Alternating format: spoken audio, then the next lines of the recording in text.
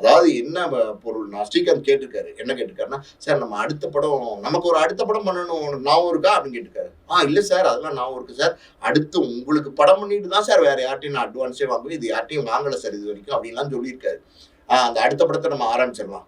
அப்ப சரி சார் அப்படின்ட்டாரு. அதுதான். அது ஆரம்பிக்கிறதுக்கு 6 மாசம் ஆகும். அதுக்குள்ள நீ மொட்டை போட்டு வந்துரு அப்படின்ட்டாரு. சரி எதுக்கு சார் மொட்டை போடுற மாதிரி கேரக்டரா சார்? மொட்டை போடுற மாதிரி கேரக்டர்லாம் இல்ல. அது நல்ல கேரக்டர் தான். ஆனா 6 மாசத்துக்குள்ள முடி வளர்ந்துரும். அதுக்கப்புறம் நம்ம ஷூட்டிங் போலாம். சார் என்ன சார் சொல்றீங்க? அப்படின்னு ஒரு பதட்டத்துல கேட்டிருக்காரு. சொன்னத செய்ப்பா. கேள்விலாம் நெறைய கேட்டுட்டு இருக்காத. நீ ப்ரொடியூசரா? நான் ப்ரொடியூசரா?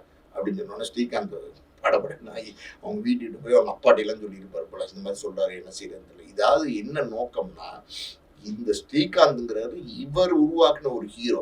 இவர் உருவாக்குன ஹீரோக்கு இவ்வளோ பெரிய பேரும் புகழும் வந்துருச்சுன்னோன்னா, அந்த பேரும் புகழும் வந்தது வந்து இவரால தாங்கிக்க முடியல. அப்படிதான் நம்ம எடுத்துக்கணும். அதான் உண்மையா அவரோட ஆஸ்கார் ரவிச்சந்திரனோட நேச்சர். அவர் என்ன பண்ணிட்டாரு, அடுத்து வந்து எத்தனை படம் 10 படம் புக் பண்றதுக்கு தயாரிப்பாளர் வந்திருக்காங்கல்ல.